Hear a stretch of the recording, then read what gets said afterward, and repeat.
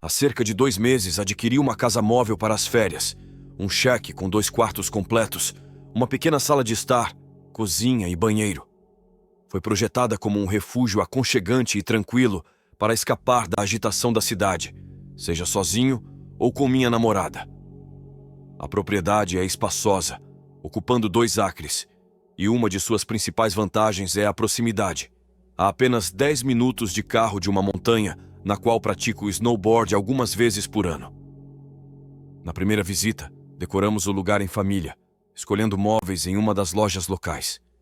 Foi um fim de semana movimentado, e a caminhonete do meu pai foi essencial para transportar tudo com facilidade.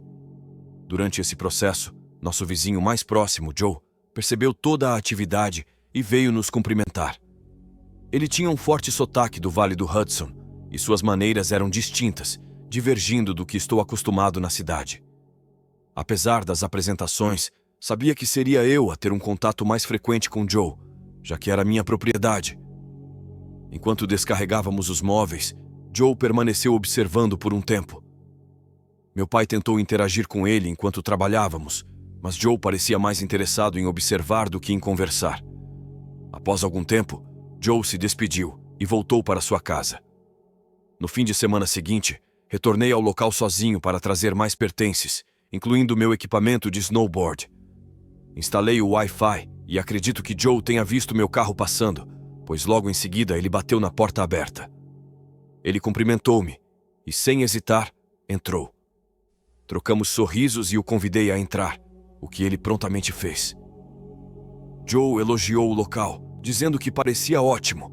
Após um pouco de conversa fiada, ele me convidou para tomar uma cerveja. Aceitei o convite e o segui até sua casa, que era uma casa móvel talvez um pouco maior que a minha. Sentamo-nos do lado de fora, em seu deck. Ele pegou uma Heineken e se sentou à minha frente. Tentei conhecê-lo melhor, perguntando há quanto tempo ele morava ali. Ele respondeu que estava lá há mais de 30 anos. Fiz algumas outras perguntas e ele respondeu com um misto de pessimismo e humor, o que definiu o tom da conversa. Então ele começou a me questionar sobre o que me trouxe para a área e detalhes específicos sobre minha origem. Eram perguntas que ele não havia feito 2 semanas antes. Eu expliquei que sou do Queens e procurava um lugar tranquilo para praticar snowboard. Pareceu que ele não gostou muito da minha resposta, pois começou a reclamar sobre como os habitantes da cidade estavam arruinando a região, poluindo e deixando lixo por toda parte. Isso desencadeou um debate em que eu tentei me defender, assim como outras pessoas da cidade que ele criticava. O debate esquentou até que percebi o quanto ele estava ficando exaltado, elevando o tom de voz com seu sotaque forte, segurando sua cerveja pela metade. A situação estava saindo de controle.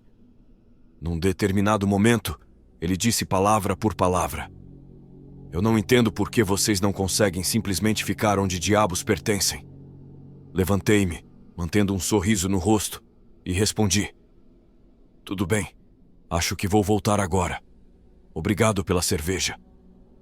Ele não disse mais nada. Enquanto me afastava, a cerca de 40 metros de sua casa, ouvi um pedido de desculpas vindo dele.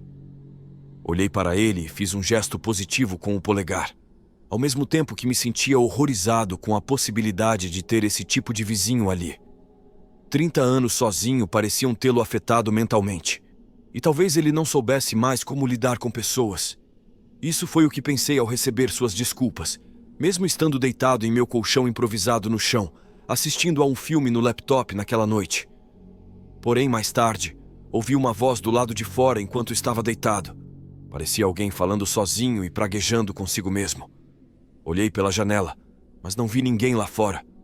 Considerando o tamanho vasto da propriedade, principalmente coberta por florestas, fiquei assustado por estar ouvindo vozes sem ver ninguém por perto. No dia seguinte, por volta do meio-dia, Joe bateu novamente à minha porta. Sabia que era ele pelo modo como chamava meu nome. Não estava interessado em lidar com ele novamente, então fiquei no meu quarto. Ele continuou batendo por cerca de 5 minutos, o que por si só era estranho. Em certo momento ele disse: "Eu sei que você está aí. Seu carro está aqui." Isso me deixou assustado. Claramente o cara não se encaixava nos meus padrões habituais, e desde o início estava emanando uma vibe estranha e obsessiva.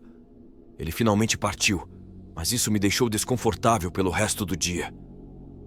Fiquei com receio de sair, com medo de que ele estivesse por perto, observando para verificar se eu estava realmente em casa e o ignorando. Após o jantar, comecei a assistir a outro filme na TV pelo telefone, e pela segunda noite consecutiva, ouvi uma voz vinda do lado de fora, mesmo com a TV ligada. Tive que desligar a TV para olhar pela janela, mas não vi nada. Decidi ir até o deck e acendi a luz externa. Foi quando avistei Joe parado a cerca de 1,5 metros da borda da floresta, os braços estendidos ao lado do corpo por um breve segundo antes de reagir à luz, correndo rapidamente para a floresta. Retornei para dentro da casa e pensei em ligar para a polícia, mas ao falar com meu pai, ele me aconselhou a não fazê-lo, alertando que se eu chamasse a emergência, seria difícil continuar vivendo naquela vizinhança. Decidi apenas tentar dormir e planejar sair no dia seguinte para ir noutra casa, ficar longe por um tempo dessa. Entretanto, cerca de 1 hora depois de deitar no colchão, ouvi Joe gritando do lado de fora, uma voz embriagada e irritada. Ele disse algo do tipo: "Sei que você está aí. Ninguém quer você aqui, seu pedaço de merda." Ele parecia estar embriagado e com uma explosão de raiva, percebi oficialmente que meu vizinho é um completo psicopata, e talvez seja a razão pela qual consegui a casa a um preço tão bom. Decidi retornar para outra casa no dia seguinte e levei todos os meus objetos de valor comigo. Desde então evitei aquele lugar, mas acredito que da próxima vez que eu for até lá, estarei acompanhado de toda a minha família. Se o comportamento dele persistir, não hesitarei em chamar a polícia. Atualmente estou indeciso sobre o que fazer, mas estou considerando a possibilidade de vender o local se essa situação persistir. Estou genuinamente com medo de subir o valor real da propriedade devido a essa situação.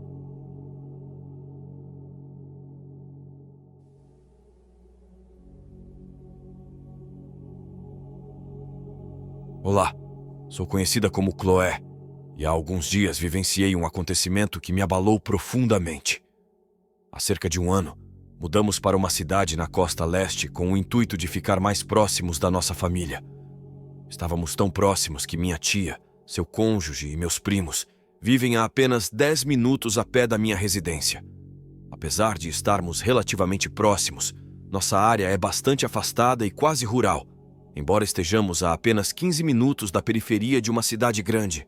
Naquele dia, eu estava levando meus 2 pequenos Dachshunds, que são cães salsichas em alemão, da casa da minha tia de volta para a minha residência. Geralmente passo um tempo na casa deles para não ficar sozinha durante a maior parte do dia, algo que minha mãe não gosta. Estava um pouco frio, porém o ambiente estava estranhamente tranquilo e belo. Ao chegar em casa, cuidei dos meus cachorrinhos, alimentei 2 pássaros e conversei com um amigo. Enquanto falava com ele e realizava algumas tarefas domésticas, admito que estava falando em voz alta e rindo enquanto levava o lixo para as lixeiras ao lado da minha casa. Em certo momento, voltei para dentro e deitei na cama, ainda mantendo a conversa com meu amigo, quando um dos meus pássaros começou a gritar algo. Quem já conviveu com um papagaio sabe que ele emite ruídos específicos em diferentes situações. Esse pássaro está na minha família há 76 anos. Desde sempre esteve comigo, então eu sabia que aquele som era um alerta ou um sinal de intriga. No entanto, ignorei isso quando ela se viu refletida na janela e retomei a conversa com meu amigo. Mais tarde me levantei para pegar água e, de costas para a porta de vidro deslizante, felizmente trancada, percebi que meu amigo estava sem fôlego. Confusa, pensei que ele poderia estar machucado. Ele me alertou com urgência. "Chloé, volte para o seu quarto agora." Num primeiro momento fiz pouco caso, mas ao olhar para a visão da minha câmera, me deparei com uma cena assustadora. Um homem com o rosto e as mãos pressionados contra a porta de vidro.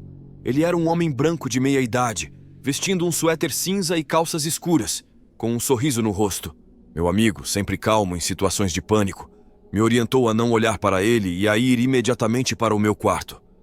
Nesse momento eu estava tremendo muito, chorando, e decidi trancar a mim mesma e aos meus cachorros dentro do armário, enquanto meu pássaro continuava em estado de agitação extrema. As batidas pararam e eu pensei que acabou, quando percebi algo que fez minhas malas caírem quase que em cima de mim. Deixei a porta da frente destrancada quando tirei o lixo. Isso está cada vez pior, e pedi ao meu amigo que se apresse. Felizmente, as batidas retornam à minha janela e só posso fechar os olhos e torcer para que alguém chegue aqui rápido.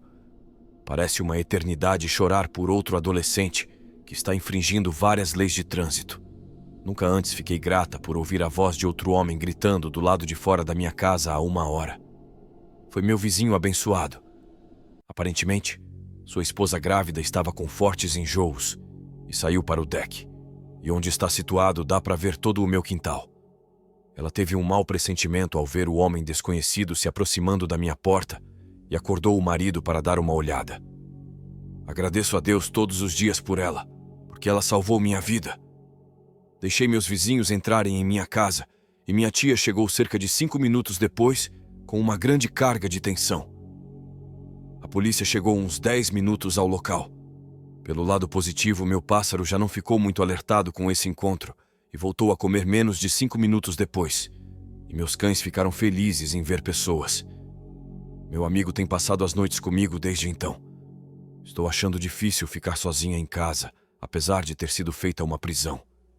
Estou muito grata pelo meu vizinho ter instintos tão bons e por minha tia e minha amiga terem sido tão rápidas, porque isso poderia ter sido muito pior. Se inscrevam no canal e deixem o like para me ajudarem nessa caminhada. Não custa nada. E digam o que acharam dos relatos nos comentários. Até mais!